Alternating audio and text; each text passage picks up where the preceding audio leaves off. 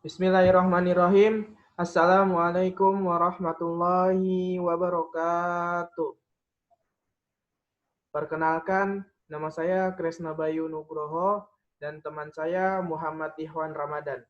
Baik, kami berdua akan mempresentasikan terkait sistem komunikasi massa yang bertujuan dalam rangka menyelesaikan tugas mata kuliah psikologi komunikasi. Yang baik, langsung saja ke materi. Selanjutnya yaitu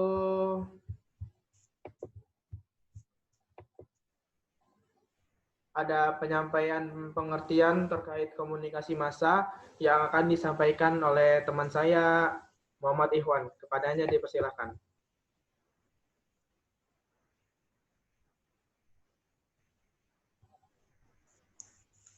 Terima kasih buat Bayu.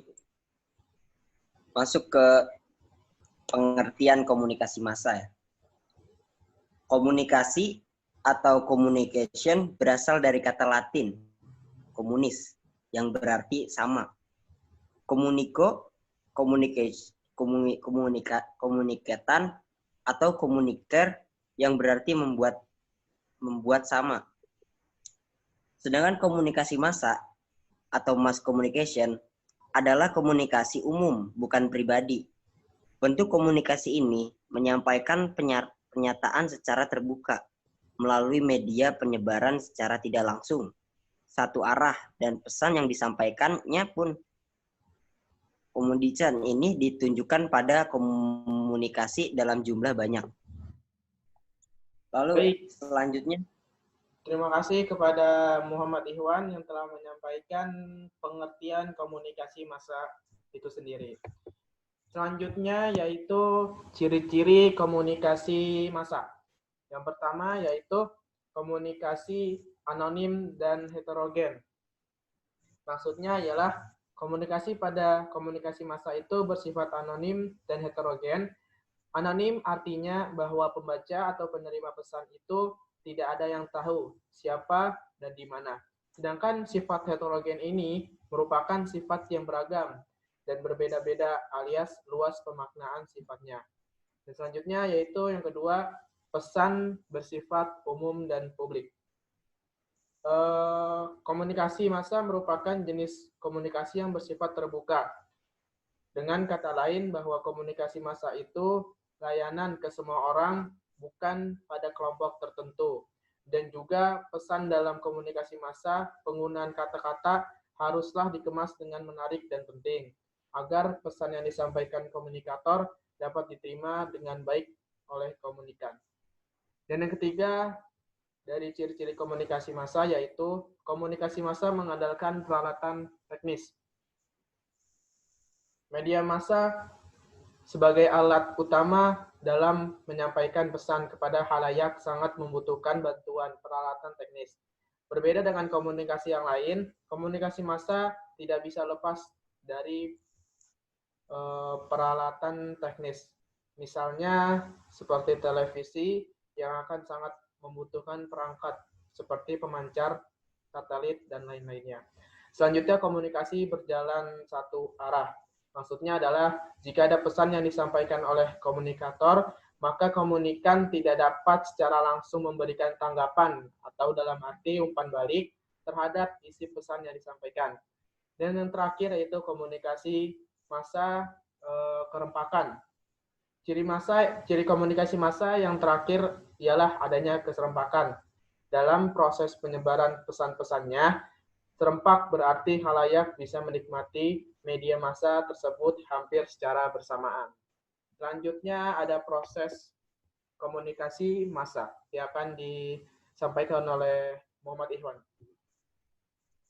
terima kasih Bayu. Lalu selanjutnya kita masuk ke pembahasan proses komunikasi massa. Proses komunikasi massa. Komunikasi massa dalam prosesnya melibatkan banyak orang yang bersifat kompleks dan rumit. Yang pertama, melakukan distribusi dan penerimaan informasi dalam skala besar. Jadi, proses komunikasi massa melakukan distribusi informasi ke masyarakat dalam skala yang besar. Sekali siaran atau pemberitaan jumlah dan lingkungan sangat luas dan besar. Lalu, proses komunikasi massa cenderung dilakukan melalui model satu arah, yaitu dari komunikator kepada komunikan atau media kepada khalayak. Selanjutnya, proses komunikasi massa berlangsung secara asimetris antara komunikator dengan komunikan. Ia menyebabkan komunikasi antara mereka berlangsung datar dan bersifat sementara, dan sifatnya tidak permanen. Lalu proses komunikasi massa juga berlangsung impersonal atau non-pribadi dan anonim. Dan yang terakhir, proses komunikasi massa juga berlangsung didasarkan pada hubungan kebutuhan di masyarakat. Misalnya, program akan ditentukan oleh apa yang dibutuhkan pemirsa. Dengan demikian, media massa juga ditentukan oleh rating, yaitu ukuran di mana suatu program di jam yang sama ditonton oleh sejumlah khalayak massa.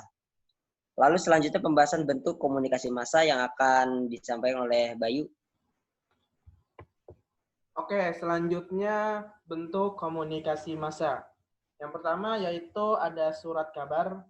Surat kabar adalah menurut Effendi, lembaran yang tercetak membuat laporan yang terjadi di masyarakat dengan ciri-ciri terbit secara periodik, bersifat umum, isinya termasa, aktual, mengenai apa saja dan dari mana saja di seluruh dunia, yang mengandung nilai untuk diketahui khalayak pembaca.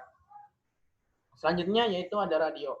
Radio merupakan media elektronik tertua dan sangat luas. Radio telah beradaptasi dengan perubahan dunia dengan mengembangkan hubungan saling menguntungkan dan melengkapi dengan media lainnya. Dan yang ketiga yaitu ada televisi. Televisi dari semua media televisi yang paling berpengaruh dalam kehidupan manusia. Televisi dipenuhi hiburan, berita, dan iklan. Sistem penyampaian program lebih berkembang. Sedikitnya ada 5 metode penyampaian program televisi yang dikembangkan seperti over the air, reception of network and local station program. Selanjutnya ada kabel, selanjutnya digital kabel, dan wireless kabel, dan yang terakhir direct broadcast satelit. Dan yang selanjutnya ada komputer dan internet.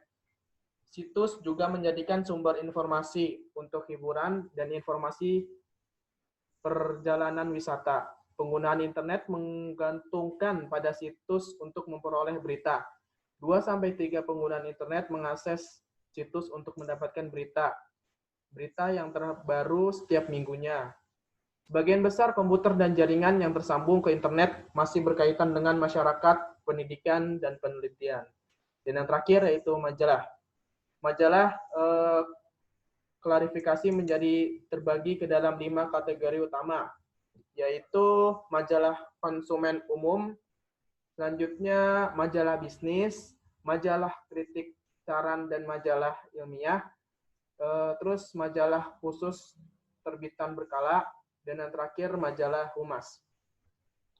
Baik, selanjutnya ada fungsi dari komunikasi massa.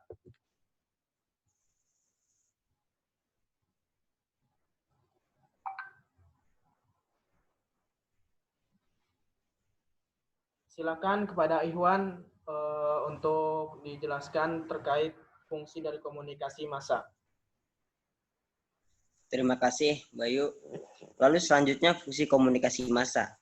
Berikut fungsi komunikasi massa dibagi berdasarkan fungsinya. Pakar komunikasi mengemukakan komunikasi massa, yakni yang pertama, informasi. Fungsi informasi merupakan fungsi paling penting yang terdapat dalam komunikasi massa.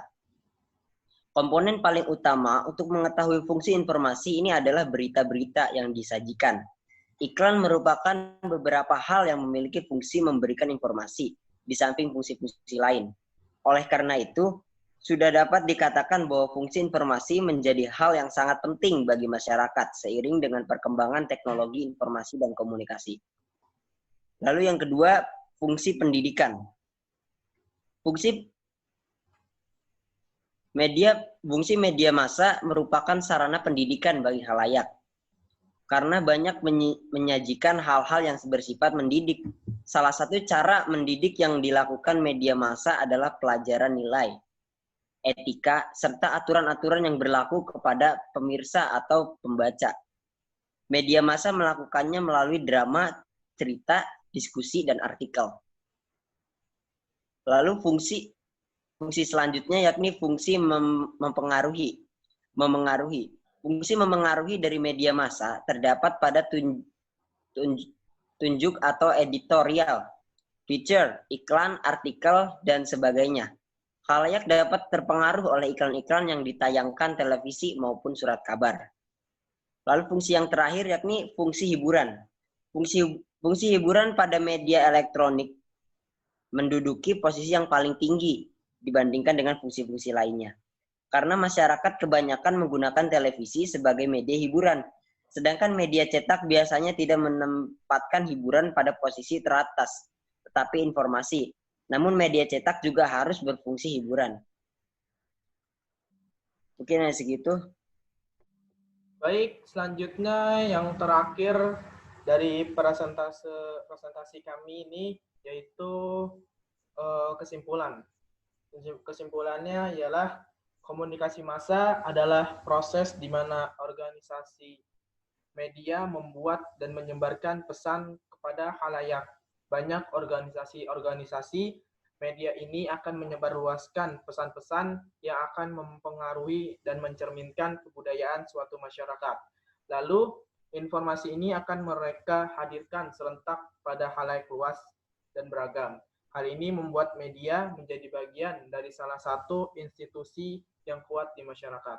Komunikasi massa merupakan kegiatan seseorang atau suatu organisasi yang memproduksi serangkaian pesan dengan bantuan mesin untuk disebarkan kepada khalayak, banyak yang bersifat anonim, heterogen, dan tersebar. Komunikasi massa membantu kita dan menjadikan semakin baiknya sebuah komunikasi serta sosialisasi baik di masyarakat maupun di lingkup kesehatan. Mungkin hanya ini saja bisa kami sampaikan. Kurang dan lebihnya kami mohon maaf. Wassalamualaikum warahmatullahi wabarakatuh.